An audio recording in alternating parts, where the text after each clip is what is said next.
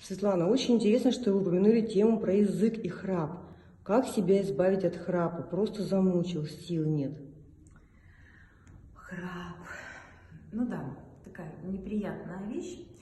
И сказать, чтобы там 100%, я сейчас скажу вам причину, что это в языке, конечно, нет. Опять же, это постановка костей черепа. Это когда заваливается, углубляется верхняя челюсть, она углубляется туда вовнутрь, и язычок верхнего неба, он начинает прикасаться к языку, из-за этого получается храп.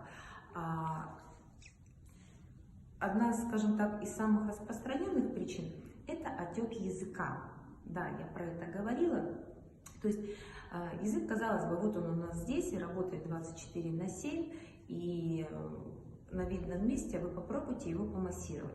Салфеточкой аккуратно за кончик языка взяли, оттянули и мягко с двух сторон.